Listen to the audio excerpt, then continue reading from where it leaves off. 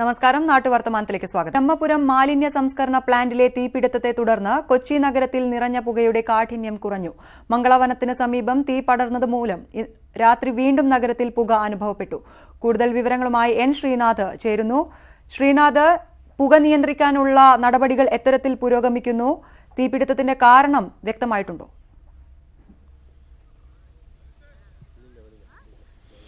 ആര്യ, നമുക്കറിയാം കഴിഞ്ഞ 2 ദിവസങ്ങളിലായി 3 വലിയ തീപിടുത്തങ്ങളാണ് കൊച്ചി നഗരത്തിലുണ്ടായത്. ആദ്യമുണ്ടായത് വെള്ളിയാഴ്ച ഒരു ചെരുപ്പ് കടയ്ക്ക് ഉണ്ടായ തീപിടുത്തമാണ്, ചെരുപ്പ് ഗോഡൌൺ ഉണ്ടായ തീപിടുത്തമാണ്.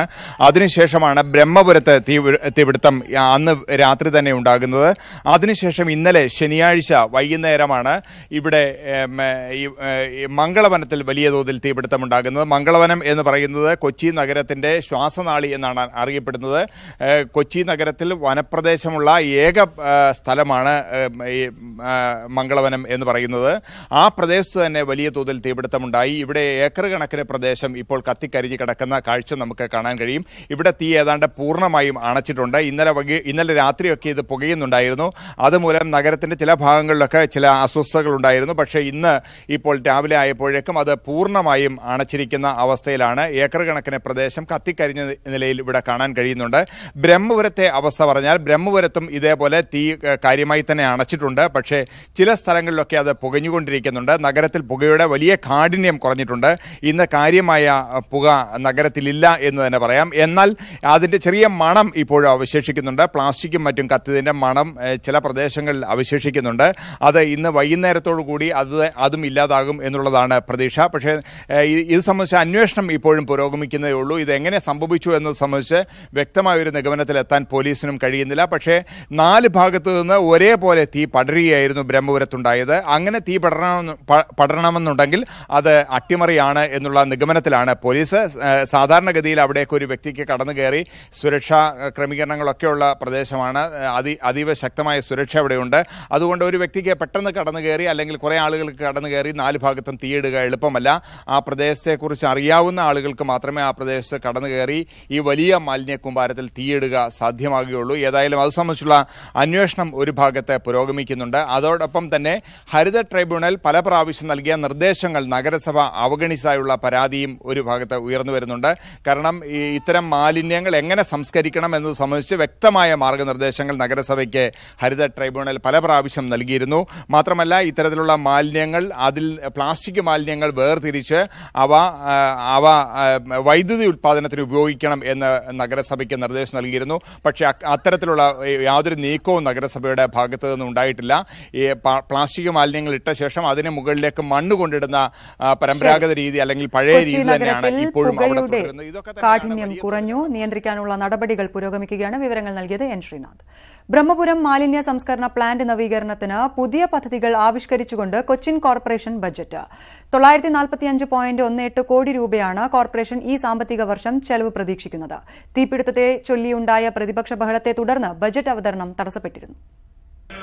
മാലിന്യ നിർമ്മാർജ്ജനം വരെയുള്ള സേവന മേഖലകളിൽ നഗരസഭാ കൌൺസിലിന് കീഴിൽ വിവിധ കമ്പനികൾ രൂപീകരിച്ച് പ്രവർത്തനം മുന്നോട്ട് കൊണ്ടുപോകുമെന്നാണ് പുതിയ പ്രഖ്യാപനം. 27 കോടി രൂപയുടെ നീക്കിയിരുപ്പ് പ്രതീക്ഷിക്കുന്നതാണ് ഡെപ്യൂട്ടി മേയർ TJ വിനോദ് അവതരിപ്പിച്ച ബജറ്റ്. കൊച്ചിയിലെ ഫ്ളാറ്റുകളുടെ ടോയ്ലറ്റുകളിലെ അമിത ജല ഉപയോഗം നിയന്ത്രിക്കാൻ ജലനയം, കൊതുക് നിവാരണ പദ്ധതികൾ, പൂർണ്ണ പ്ലാസ്റ്റിക് നിരോധനം എന്നീ നിർദ്ദേശങ്ങൾ ബജറ്റിലുണ്ട്. ബ്രഹ്മപുരം മാലിന്യ പ്ലാന്റിലെ പ്രശ്നങ്ങൾ ചർച്ച ചെയ്യാൻ മുഖ്യമന്ത്രിയുടെ അധ്യക്ഷതയിൽ യോഗം വിളിക്കണമെന്ന് കോർപ്പറേഷൻ ആവശ്യപ്പെടും. ആവർത്തിക്കുന്ന ഈ തീപിടുത്തവും അപകടങ്ങളും നിയന്ത്രിക്കുന്നതിന് വേണ്ടിയിട്ട് മുഖ്യമന്ത്രി തന്നെ ഒരു യോഗം വിളിച്ചുകൊണ്ട് ഇതിനൊരു പരിഹാര മാർഗം നിർദ്ദേശിക്കേണ്ടതുണ്ട്. എന്നാൽ നടപ്പാക്കാത്ത പദ്ധതികളുടെ ആവർത്തനമാണ് ബജറ്റ് എന്ന് പ്രതിപക്ഷം ആരോപിച്ചു. യാഥാർത്ഥ്യബോധത്തോട് യോജിക്കാത്തതും കൊച്ചിയുടെ കാര്യത്തെക്കുറിച്ച് പഠിക്കാത്തതുമായ ഈ കാലഘട്ടത്തിലെ കൊച്ചിയെക്കുറിച്ച് അറിയാത്തതുമായ ഒരു ചടങ്ങ് പോലെയാണ് ബഡ്ജറ്റ് ആവർത്തന വിരസതയോടുകൂടി അദ്ദേഹം അവതരിപ്പിച്ചത്. സംസ്ഥാന സർക്കാരിന്റെ പാരിസ്ഥിതിക അനുമതി ലഭിച്ചാലുടൻ മാലിന്യത്തിൽ നിന്ന് വൈദ്യുതി ഉത്പാദിപ്പിക്കുന്ന പദ്ധതിയുടെ നിർമ്മാണം തുടങ്ങും. ന്യൂസ് 18 കൊച്ചി. മലപ്പുറം എടവണ്ണയിൽ പെയിന്റ് ഗോഡൌണിന് തീപിടിച്ച് വൻ നാശം. ഇന്നലെ ഉച്ചയ്ക്ക് 1:30 ഉണ്ടായ തീപിടുത്തം നിയന്ത്രണ വിധേയമായി. ആളപായം ഉണ്ടായില്ലെങ്കിലും ലക്ഷങ്ങളുടെ നഷ്ടം കണക്കാക്കുന്നു.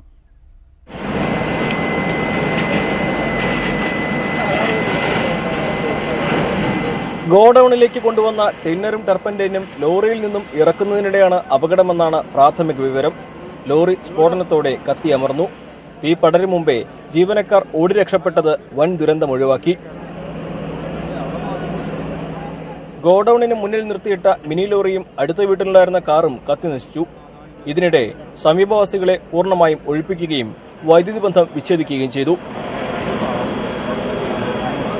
2:30 മണിക്ക് ശേഷമാണ് പോലീസിന് ഇൻഫർമേഷൻ കിട്ടുന്നത്. പോലീസ് അടിയന്തരമായിട്ട് സ്ഥലത്തെത്തുകയും ട്രോമ കെയർ യൂണിറ്റ്, പ്രദേശവാസികളായിട്ടുള്ള ആൾക്കാർ ഒക്കെ ഇവിടുത്തെ ഇവാക്വേഷൻ പ്രോസസ്സ് പ്രോപ്പറായിട്ട് ചെയ്യാൻ പറ്റി. അതുകൊണ്ടാണ് വേറെ കാഷ്വാലിറ്റീസ് ഉണ്ടാവാറുന്നത്. ഇത് ടർപ്പൻ മിക്സിംഗ് ആണ് ഇവിടെ നടക്കുന്നത്. പെയിന്റുമായിട്ട് മിക്സ് ചെയ്യുന്ന ഒരു പ്രോസസ്സാണ് ഇവിടെ നടക്കുന്നത്. അന്നേരം അതിന്റെ മിക്സിംഗ് സമയത്തുണ്ടായ എന്തെങ്കിലും ഒരു ഇതായിരിക്കാമെന്നാണ് നമ്മുടെ ഒരു പ്രാഥമിക വിലയിരുത്തൽ. പക്ഷേ കൂടുതലായിട്ട് എന്തെങ്കിലും പറയണമെന്നുണ്ടെങ്കിൽ ഡീറ്റെയിൽഡ് ഇൻവെസ്റ്റിഗേഷനിലൂടെ മാത്രമേ സാധിക്കുകയുള്ളൂ. 13 ഫയർഫോഴ്സ് യൂണിറ്റുകളും കരിപ്പൂർ വിമാനത്താവളത്തിൽ നിന്നെത്തിച്ച പ്രത്യേക ഫയർഫോഴ്സ് വാഹനവും ചേർന്നാണ് തീയണച്ചത്. 8 മണിക്കൂറിലേറെ സമയമെടുത്താണ് ഗോഡൌണിലെ തീ പൂർണ്ണമായും നിയന്ത്രണ വിധേയമാക്കാൻ അഗ്നിശമന സേനയ്ക്കായത്. ഒരു വലിയ ദുരന്തം തലനാരിഴയ്ക്ക് രക്ഷപ്പെട്ടതിന്റെ ആശ്വാസത്തിലാണ് നാട്ടുകാർ. തുവക്കാട്ട് നിന്നും ക്യാമറമാൻ അഖിലോട്ടുപാറയ്ക്കൊപ്പം CV അനുമോദ്, ന്യൂസ് 18. സുരക്ഷാ സംവിധാനങ്ങൾ വേണ്ട രീതിയിൽ ഇല്ലാതിരുന്നതാണ് എടവണ്ണയിൽ പെയിന്റ് ഗോഡൌണിലെ തീപിടുത്തം രൂക്ഷമാകാൻ കാരണം. ഇക്കാര്യം സ്ഥിരീകരിക്കുകയാണ് അഗ്നിശമന സേന. സംഭവത്തിൽ കേസ് രജിസ്റ്റർ ചെയ്ത് വിശദമായി അന്വേഷിക്കാനാണ് പോലീസിന്റെ തീരുമാനം. ടർപ്പന്റൈൻ, പെയിന്റ്, തിന്നർ തുടങ്ങിയവ വലിയ അളവിൽ ശേഖരിച്ച് ചെറിയ ബോട്ടിലുകളിൽ നിറച്ച് വിതരണം ചെയ്യുന്ന പ്രവൃത്തിയാണ് ഗോഡൌണിൽ നടന്നിരുന്നത്. വലുതും ചെറുതുമായ 4 ടാങ്കറുകളിലും ഒരു ലോറിയിലുമായി 80,000 ലിറ്ററോളം ടർപ്പന്റൈൻ ഗോഡൌണിൽ ഉണ്ടായിരുന്നുവെന്നാണ് അഗ്നിശമന സേനയുടെ പ്രാഥമിക വിലയിരുത്തൽ. ടർപ്പന്റൈനും പെയിന്റും കൂട്ടിക്കലർത്തുന്നതിനിടെ തീ പടർന്നിരിക്കാം എന്നാണ് നിഗമനം. സുരക്ഷാ സംവിധാനങ്ങൾ ഗോഡൌണിൽ ഇല്ലാതിരുന്നതാണ് അപകടത്തിനുള്ള കാരണമെന്ന് അധികൃതർ പറയുന്നു. അല്ല, അതിന് കൂടുതലായിട്ട് നമ്മുടെ ഒരു പരിശോധനയിൽ കൂടെ മാത്രമേ നമുക്ക് അറിയാൻ പറ്റുള്ളൂ. പക്ഷേ അറ്റ് പ്രസന്റ് ഇപ്പം നമ്മുടെ ഒരു നോക്കുന്നുണ്ടെ മറ്റ് ഫയർ സംവിധാനങ്ങളൊന്നും സ്ഥാപിച്ചില്ല, അല്ലെങ്കിൽ ഫയർ ഫൈറ്റിങ്ങിനുള്ള സംവിധാനങ്ങളൊന്നും ഇപ്പം നമുക്ക് കാണാൻ സാധിച്ചിട്ടില്ല.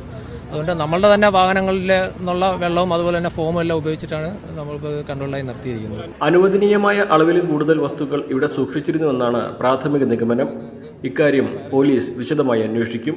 പ്രാഥമികമായി അത് നമ്മളെ പോലീസ് കേസ് രജിസ്റ്റർ ചെയ്യും.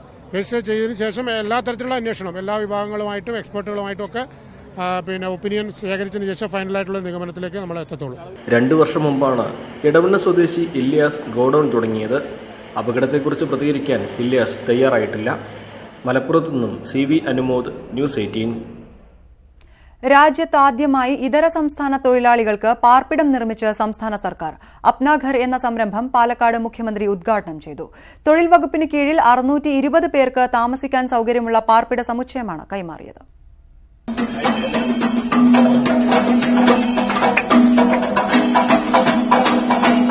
ഏറെ അഭിമാനത്തോടെയാണ് കേരളം അപ്നാഘറിന്റെ താക്കോൽ ഇതര സംസ്ഥാന തൊഴിലാളികൾക്ക് കൈമാറിയത്. കേരളത്തിൽ ജോലി ചെയ്യുന്ന ഇതര സംസ്ഥാന തൊഴിലാളികൾക്കായി സുരക്ഷിത പാർപ്പിടം നൽകുന്ന ചടങ്ങിന് സാക്ഷ്യം വഹിക്കാൻ ആയിരക്കണക്കിന് പേരെത്തി.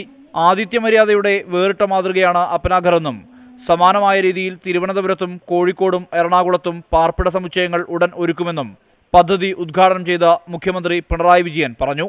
ജില്ലാതല ഫെസിലിറ്റേഷൻ സെന്റർ ജില്ലാതലത്തിൽ വിവിധ പ്രശ്നങ്ങളിലുള്ള സംശയ ദൂരീകരണത്തിന് അതിഥി തൊഴിലാളികൾക്ക് സമീപിക്കാവുന്ന സഹായക കേന്ദ്രങ്ങളാണ് ഈ ഫെസിലിറ്റേഷൻ സെന്റർ. ഭരണപരിഷ്കാര കമ്മീഷൻ ചെയർമാൻ VS അച്യുതാനന്ദൻ ചടങ്ങിൽ അധ്യക്ഷത വഹിച്ചു. തൊഴിൽ വകുപ്പിന്റെ കീഴിലുള്ള ഭവനം ഫൗണ്ടേഷൻ 3 ബ്ലോക്കുകളിൽ 4 നിലകളിലായി നിർമ്മിച്ച അപ്നാഘറിൽ 620 പേർക്ക് താമസിക്കാൻ കഴിയും. 32 അടുക്കളകളും 96 ശുചിമുറികളും 8 ഭക്ഷണ ഹാളുകളും ഉൾപ്പെടെ മികച്ച സൗകര്യങ്ങൾ അപ്നാഘറിലുണ്ട്. രാജ്യത്ത് തന്നെ ഇത്തരമൊരു പദ്ധതി ആദ്യമായാണ്. ന്യൂസ് 18 പാലക്കാട്. പട്ടാമ്പി മുതുതല കൈപ്പറമ്പ് കോളനി നവീകരണത്തിന് തുടക്കം. ആധുനിക സൌകര്യങ്ങൾ ഏർപ്പെടുത്തിയാണ് നവീകരണം. അംബേദ്കർ ഗ്രാമവികസന പദ്ധതിയിൽ ഉൾപ്പെടുത്തിയാണ് പ്രവർത്തനം. പട്ടികജാതി വികസന വകുപ്പിന്റെ നേതൃത്വത്തിൽ നടപ്പിലാക്കുന്ന പദ്ധതിയുടെ ഭാഗമായാണ് മുതുതല പഞ്ചായത്തിലെ കാരക്കുന്ന് കൈപ്പറമ്പ് കോളനി ആധുനിക രീതിയിൽ നവീകരിക്കുന്നത്. 1 കോടി രൂപ ചെലവിട്ടാണ് പ്രവർത്തനം. ഇതിന്റെ ഭാഗമായി കോളനിയിലെ സൌകര്യങ്ങൾ മെച്ചപ്പെടുത്തും. നിർമ്മാണ പ്രവർത്തനങ്ങളുടെ ഉദ്ഘാടനം മുഹമ്മദ് മുഹസിൻ MLA നിർവഹിച്ചു.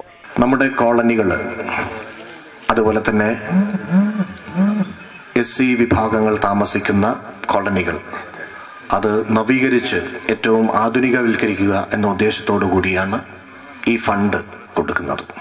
ജാതി മത വ്യത്യാസങ്ങൾക്ക് അപ്പുറത്ത് മനുഷ്യരെല്ലാവരും അമ്മ പെറ്റ മക്കളാണെന്നും അവരുടെയൊക്കെ രക്തം ഒന്നാണെന്നും അവരെല്ലാവരും ഒന്നാണെന്നും ജാതിയുടെയോ അല്ലെങ്കിൽ മറ്റേതെങ്കിലും പേര് പറഞ്ഞുകൊണ്ട് മാറ്റി നിർത്തപ്പെടേണ്ടവരല്ല മനുഷ്യരെന്നത് സത്യമാണ്. കോളനിക്കുള്ളിലെ റോഡുകൾ കോൺക്രീറ്റ് ചെയ്യും. സംരക്ഷണ ഭിത്തി നിർമ്മാണം, ശുദ്ധജല കുടിവെള്ള സംവിധാനം, സ്ട്രീറ്റ് ലൈറ്റ്, മിനി മാസ്റ്റ് ലൈറ്റുകൾ എന്നിവ സ്ഥാപിക്കും. കോളനി നിവാസികൾക്ക് സ്വയം തൊഴിൽ സംരംഭം ആരംഭിക്കുന്നതിനുള്ള കെട്ടിടവും അനുബന്ധ സൗകര്യവും പദ്ധതിയുടെ ഭാഗമായി ഒരുക്കും. ന്യൂസ് 18 പട്ടാമ്പി. മലപ്പുറം ചങ്ങരംകുളം വളയംകുളത്ത് കാർ അപകടത്തിൽ 2 മരണം. മൂവാറ്റുപുഴ സ്വദേശികളായ ഷിബിൻ, സമർ പി യൂസഫ് എന്നിവരാണ് മരിച്ചത്. നിയന്ത്രണം വിട്ട കാർ നിർത്തിയിട്ട ലോറിക്ക് പിറകിൽ ഇടിക്കുകയായിരുന്നു. കൂടുതൽ വിവരങ്ങളുമായി അനുമോദ് ചേരുന്നു. അനുമോദ്, എപ്പോഴായിരുന്നു സംഭവം? വിശദാംശങ്ങൾ. രാവിലെ 6 മണിയോടെയാണ് ഈ അപകടം സംഭവിക്കുന്നത്. കോഴിക്കോട് ഭാഗത്ത് മൂവാറ്റുപുഴയ്ക്ക് പോകുന്ന വാഹനം, ഇവർ മൂവാറ്റുപുഴ സ്വദേശികളാണ്. കോഴിക്കോട് നിന്ന് മടങ്ങി പോകുകയാണെന്നാണ് മനസ്സിലാക്കാൻ സാധിക്കുന്നത്. നിയന്ത്രണം വിട്ട വാഹനം റോഡരികിൽ നിർത്തിയിട്ട ഒരു ലോറിയുടെ പുറകിൽ ഇടിച്ച് കയറുകയായിരുന്നു. കാറിന്റെ മുൻവശം പൂർണ്ണമായും തകർന്നു. 2 പേരെ ആശുപത്രിയിൽ എത്തിക്കുന്നതിനിടെയാണ് ജീവൻ നഷ്ടമായത്. മറ്റൊരാൾ പരിക്കേറ്റ ഷാജി, 47 വയസ്സുള്ള ഷാജി എന്നൊരാൾക്ക് പരിക്കേറ്റ ചികിത്സയിലാണ് തൃശൂർ അശ്വിനി ആശുപത്രിയിലാണ് പ്രവേശിപ്പിച്ചിരിക്കുന്നത്. അദ്ദേഹത്തിന്റെ നിലയിൽ ഗുരുതരമാണെന്ന് അറിയാനാകുന്നത്. വണ്ടി ഓടിച്ചിരുന്നയാൾ ഉറങ്ങിപ്പോയതാകാം അപകട കാരണമെന്നാണ് പ്രാഥമികമായി പോലീസ് വിലയിരുത്തുന്നത്. മലപ്പുറത്ത് കാർ അപകടത്തിൽ 2 പേർ മരിച്ചു. വിശദാംശങ്ങളാണ് CV അനുമോദ് നൽകിയത്. തിരുവനന്തപുരം വെള്ളറട അമ്പൂരി പ്രദേശത്ത് കുരങ്ങ് ശല്യം രൂക്ഷമാകുന്നു. സംഘമായി എത്തുന്ന കുരങ്ങന്മാർ കൃഷി നശിപ്പിക്കുന്നത് പതിവാണ്. ഇതോടെ വീട് വിട്ടു പോകേണ്ട അവസ്ഥയിലാണ് പല കുടുംബങ്ങളും. അതിർത്തി ഗ്രാമമായ വെള്ളറട അമ്പൂരി ഗ്രാമപഞ്ചായത്തുകളിലാണ് കുരങ്ങു ശല്യം. കൃഷിയിടങ്ങൾ വ്യാപകമായി നശിപ്പിച്ചു. മരച്ചീനി, വാഴ, നാളികേര കർഷകർക്കാണ് ദുരിതം. സംഘമായെത്തുന്ന കുരങ്ങുകൾ വീട് മേഞ്ഞിരിക്കുന്ന ഓലയും ഷീറ്റും വലിച്ചുകീറി നശിപ്പിക്കുന്നതും പതിവാണ്. വന്യജീവി ഗണത്തിൽ ഉൾപ്പെട്ടതിനാൽ കുരങ്ങുകളെ നേരിട്ടാലുണ്ടാകുന്ന നിയമപ്രശ്നങ്ങൾ ഭയന്ന് എന്തു ചെയ്യണമെന്നറിയാതെ വലയുകയാണ് നാട്ടുകാർ. തെങ്ങിലായാലും പ്ലാവിലും ചക്കയായാലും മാങ്ങയായാലും ഒന്നും നമുക്ക് കിട്ടുന്നില്ല. എന്താ നട്ടുവെച്ചാൽ പോലെ അതിനെ വലിച്ച് ഉരിച്ച് കംപ്ലീറ്റ് നശിപ്പിക്കും. ഇഷ്ടംപോലെ തെങ്ങും നല്ല ജീവിക്കാൻ നല്ല ഒരു പറ്റിയൊരു ഏരിയയാണ് ഈ ഏരിയ. നമുക്ക് കൃഷി ചെയ്ത് എന്തെങ്കിലും കിട്ടും. പക്ഷെ ഒരു സാധനം നമുക്ക് കിട്ടില്ല. നമുക്കില്ല, നമ്മുടെ തലമുറകൾക്കില്ല, ഇനി വരും തലമുറക്ക് ഒന്നുമില്ല. വർഷങ്ങൾക്ക് മുൻപ് തമിഴ്നാട് വനം വകുപ്പ് അധികൃതർ തിരുനെൽവേലി, ചുങ്കാൻകട, പാളയംകോട്ട പ്രദേശങ്ങളിൽ നിന്ന് പിടിച്ച് അതിർത്തി ഗ്രാമങ്ങളിൽ തുറന്നുവിട്ട കുരങ്ങന്മാരാണ് ഇപ്പോൾ ശല്യമായിരിക്കുന്നത്. കഴിഞ്ഞ ഫെബ്രുവരിയിലാണ് കത്തിപ്പാറ ശങ്കിലിയിൽ പുഷ്പബായി എന്ന വീട്ടമ്മ കുരങ്ങുശല്യത്തെ തുടർന്ന് ആത്മഹത്യ ചെയ്തത്. എന്നിട്ടും ഒരു നടപടിയും ഉണ്ടായിട്ടില്ല. വായ്പയെടുത്തും പാട്ടത്തിനെടുത്തും കൃഷിയിറക്കുന്നവർക്ക് നഷ്ടപരിഹാരം ലഭിക്കാറില്ലെന്ന പരാതിയുമുണ്ട്. കുരങ്ങുശല്യം നിയന്ത്രിക്കാൻ സർക്കാർ അടിയന്തര നടപടിയെടുത്തില്ലെങ്കിൽ ശക്തമായ സമരപരിപാടികൾക്കൊരുങ്ങുകയാണ് മലയോര നിവാസികൾ. News 18 Vellarada. Thenmala eco tourism പദ്ധതിയുടെ വിപുലീകരണ പദ്ധതികൾ ഇന്ന് മന്ത്രി കെ രാജു ഉദ്ഘാടനം ചെയ്യും. കൂടുതൽ സഞ്ചാരികളെ ആകർഷിക്കുക എന്ന ലക്ഷ്യത്തോടെയാണ് പദ്ധതിയുടെ 2ാം ഘട്ടം വിപുലീകരണം തുടങ്ങിയത്. 2016 ജനുവരിയിൽ ആരംഭിച്ച ശെന്തുരുണി ഇക്കോ ടൂറിസത്തിൽ ബോട്ടിംഗ്, ട്രക്കിംഗ്, ജംഗിൾ സ്റ്റേ എന്നിവയാണ് ആദ്യഘട്ടം ഉൾപ്പെടുത്തിയത്. കുട്ടവഞ്ചി സവാരി, മുളംചങ്ങാടം, മുളംകുടിൽ, പക്ഷി നിരീക്ഷണ ട്രക്കിംഗ് എന്നിവയാണ് പുതുതായി സഞ്ചാരികളെ കാത്തിരിക്കുന്നത്. ഡാം കുളത്തുപുഴ റോഡിൽ പള്ളംവെട്ടിയിൽ പരപ്പാർ അണക്കെട്ടിലാണ് കുട്ടവഞ്ചിയും മുളംചങ്ങാടവും ഒരുക്കിയിട്ടുള്ളത്. ഒന്നാമത്തെ പദ്ധതി ഒരു കുട്ടവഞ്ചി സഫാരിയാണ്. ഈ കുട്ടവഞ്ചി സഫാരിയിൽ 10 കുട്ടവഞ്ചികൾ നമ്മൾ ഇപ്പോൾ ഒരുക്കിയിട്ടുണ്ട്. ഇത് പള്ളംവെട്ടിയിലാണ് ഇത് നടത്തുന്നത്. ഒരു 400 പേർക്ക് ഒരു ദിവസം ഈ സഫാരി ഉപയോഗിക്കാം. പക്ഷി നിരീക്ഷണ ട്രക്കിംഗ് പാക്കേജ് കൂടി പുതുതായി ഒരുക്കിയിട്ടുണ്ട്. പൂർണ്ണമായും മുള കൊണ്ട് നിർമ്മിച്ച കോട്ടേജാണ് മറ്റൊരാകർഷണം. പരപ്പാർ അണക്കെട്ടിൽ കളങ്കുന്ന് തുരുത്തിൽ ഭക്ഷണം ഉൾപ്പെടെയുള്ള സംവിധാനങ്ങൾ അടങ്ങിയ പാക്കേജും സഞ്ചാരികളെ കാത്തിരിക്കുന്നുണ്ട്. News 18 Thenmala. Kayamkulam multiplex theatre complex യാഥാർത്ഥ്യത്തിലേക്ക്. കെട്ടിടത്തിന് തിങ്കളാഴ്ച മുഖ്യമന്ത്രി ശിലയിടും. നഗരത്തിന്റെ വികസന കുതിപ്പിന് പദ്ധതി സഹായകമാകുമെന്നാണ് പ്രതീക്ഷ. ഏറെക്കാലത്തെ കാത്തിരിപ്പിനൊടുവിലാണ് കായംകുളത്ത് മൾട്ടിപ്ലക്സ് തിയേറ്റർ യാഥാർത്ഥ്യമാകുന്നത്. തിയേറ്ററിനായി 15.03 കോടി രൂപ കിഫ്ബിയിൽ നിന്ന് അനുവദിച്ചിരുന്നു. 40,000 ചതുരശ്ര അടി വിസ്തീർണത്തിൽ 3 തിയേറ്ററുകളും വ്യാപാര സ്ഥാപനങ്ങളും അടങ്ങുന്ന സമുച്ചയമാണ് സംസ്ഥാന ചലച്ചിത്ര വികസന കോർപ്പറേഷൻ നിർമ്മിക്കുന്നത്. 1ഉം 3ഉം സ്ക്രീനുകളിൽ 152 പേർക്കും സ്ക്രീൻ 2ൽ 200 പേർക്കും ഉള്ള ഇരിപ്പിടങ്ങളാണ് ഒരുക്കുന്നത്. അത്യാധുനിക രീതിയിലുള്ള 4K projection, Dolby Atmos sound, multi level acoustic interior, ത്രിമാന ചിത്രങ്ങൾ പ്രദർശിപ്പിക്കുവാൻ കഴിയുന്ന തരത്തിലുള്ള സിൽവർ സ്ക്രീൻ, പുഷ്ബാക്ക് ചെയറുകൾ, റാമ്പ്, ലിഫ്റ്റ് സംവിധാനം, വിശാലമായ പാർക്കിംഗ് സംവിധാനം എന്നിവ ഉണ്ടാകും. ഒരു തിയേറ്റർ കായംകുളത്ത് ഇല്ല എന്നൊരു വിഷമം ഞങ്ങൾക്കുണ്ടായിരുന്നു. എന്നാൽ ഇപ്പോൾ മൾട്ടിപ്ലക്സ് തിയേറ്റർ കായംകുളത്ത് 15 കോടിക്ക് നമ്മുടെ ഗവൺമെൻറ് കിഫ്ബിയിൽ അനുവദിച്ചു. അപ്പോൾ അതിൻ്റെ സന്തോഷകാര്യം എന്ന് പറഞ്ഞാൽ ഈ മാസം ഫെബ്രുവരി മാസം 25-ാം തീയതി വൈകുന്നേരം 6 മണിക്ക് നമ്മുടെ കേരളത്തിൻ്റെ ബഹുമാന്യനായിട്ടുള്ള മുഖ്യമന്ത്രി സഖാവ് പിണറായി വിജയൻ മൾട്ടിപ്ലക്സ് തിയേറ്ററിൻ്റെ ശിലാസ്ഥാപനം നിർവഹിക്കാനായി കായംകുളത്ത് എത്തുന്നു. കായംകുളം KSRTC ഡിപ്പോയ്ക്ക് സമീപം നഗരസഭ വിട്ടു നൽകിയ 77 സെന്റ് സ്ഥലത്താണ് തിയേറ്റർ സമുച്ചയം നിർമ്മിക്കുന്നത്.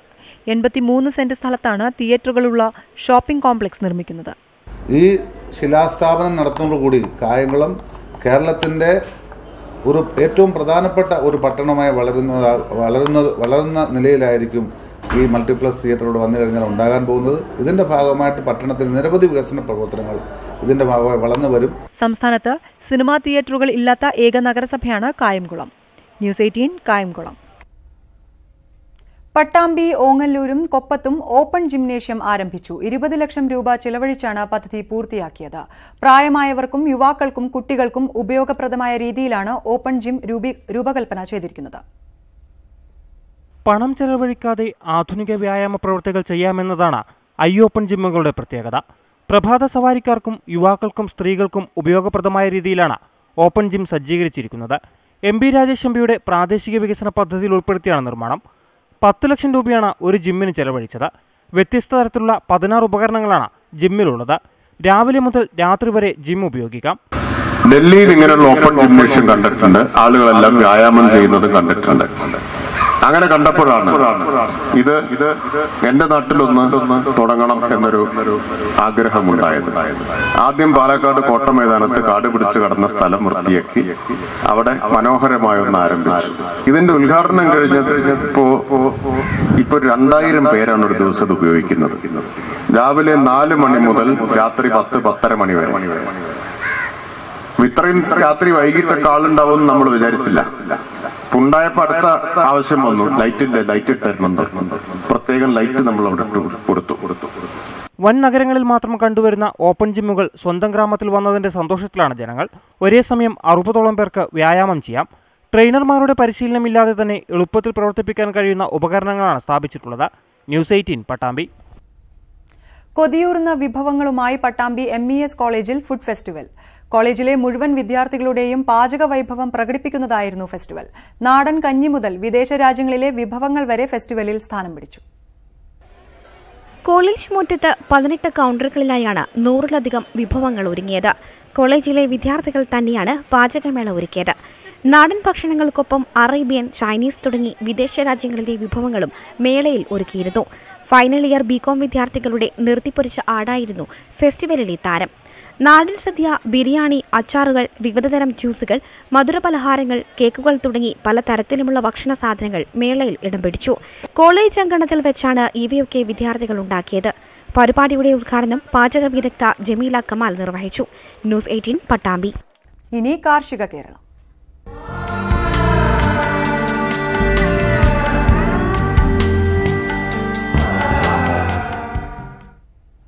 വൈക്കം തലയാഴത്ത് 3 പതിറ്റാണ്ടായി തരിശുകിടന്ന പാടശേഖരത്തിലെ നെൽകൃഷിക്ക് 100 മേനി വിളവ്. പ്രളയത്തിൽ മുങ്ങിത്താണ തലയാഴത്തെ പാടശേഖരത്തിൽ നല്ല വിളവ് ലഭിച്ചതോടെ പുതിയ പ്രതീക്ഷയിലാണ് കർഷകർ. 55 ഏക്കർ വിസ്തൃതിയുള്ള പാടശേഖരത്തിൽ 22 കർഷകരാണ് കൃഷി ഇറക്കിയത്.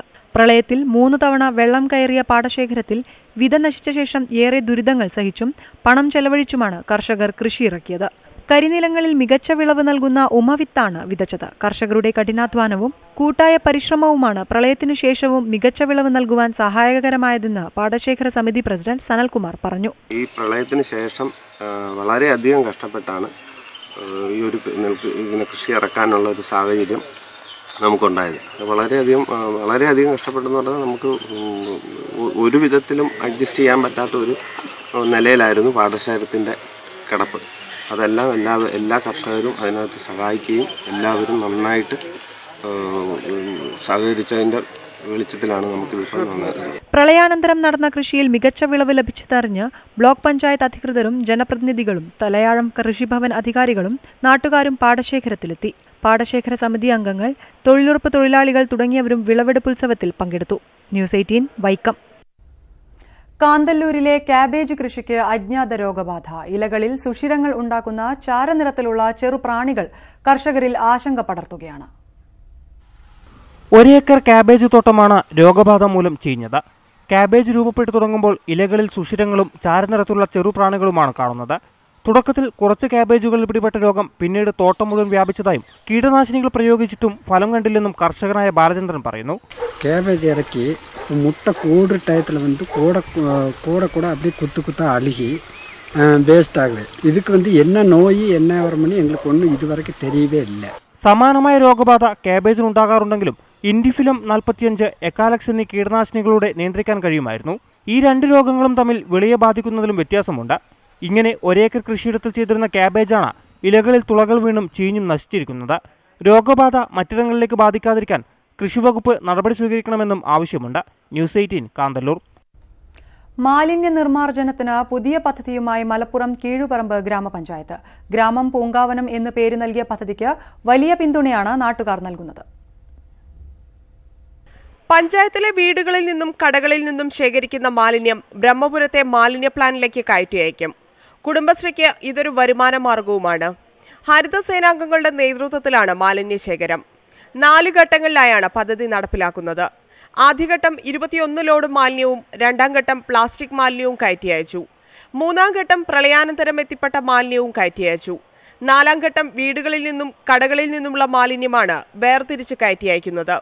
ഇതിനായി 3 കേന്ദ്രങ്ങൾ കുനിയിൽ, കീഴുപറമ്പ്, പാറക്കാട് എന്നിവിടങ്ങളിൽ സ്ഥാപിച്ചിട്ടുണ്ട്. കുടുംബശ്രീയുടെ നേതൃത്വത്തിലുള്ള 24 ഹരിത സേനാംഗങ്ങളാണ് മാലിന്യം ശേഖരിക്കുന്നത്. വ്യാപാരികളെയും ഇതിൽ പങ്കാളികളാക്കും. നമ്മുടെ കുടുംബശ്രീയുടെ കീഴിൽ 24ഓളം വരുന്ന ഹരിതകർമ്മ സേനാംഗങ്ങളെ കൃത്യമായിട്ട് നമ്മൾ ഇതിൻ്റെ ട്രെയിൻ കൊടുത്ത് കൃത്യമായിട്ട് 3 ദിവസത്തെ പരിശീലനത്തിന് ശേഷം ഇവിടെ അത് തരംതിരിക്കും, പ്ലാസ്റ്റിക്കോ തരംതിരിച്ച് കൊണ്ടുപോകുന്ന രീതിയിലേക്ക് നമ്മൾ വരികയും ചെയ്തു. വേർതിരിക്കുന്ന മാലിന്യത്തിൽ നിന്ന് വിൽപ്പന നടത്താവുന്നവ പ്രത്യേകം തെരഞ്ഞെടുക്കും. ഞങ്ങളുടെ പ്രവർത്തനം വെച്ചാൽ നല്ല രീതിയിൽ കൂടെ പോകുന്നുണ്ട്. ഞങ്ങളൊന്നും കിട്ടിയിട്ടില്ലെങ്കിലും വേണ്ടിയില്ല, അത് നല്ല മുന്നോട്ട് കൊണ്ടുപോകാമെന്നാണ് ഞങ്ങളുടെ ആഗ്രഹം. ഈ പ്രവർത്തനത്തിലൂടെ പകർച്ചവ്യാധികളെ പ്രതിരോധിക്കാൻ കഴിയുമെന്ന വിശ്വാസത്തിലാണ് അധികൃതർ.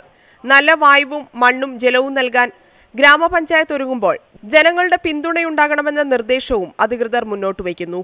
ചില ആളുകൾ അവരുടെ വീട്ടിലുള്ള എല്ലാ വേസ്റ്റും അതിലേക്ക് ഇടുന്നൊരു രീതിയാണ്. അത് മാറ്റണം. അത് മാറ്റിയിട്ട് ഞങ്ങളോട് സഹകരിക്കണം. ഞങ്ങൾ പറയുന്ന രീതി അവർ കൊണ്ടുവരണം. ന്യൂസ് 18 കീഴുപറമ്പ്.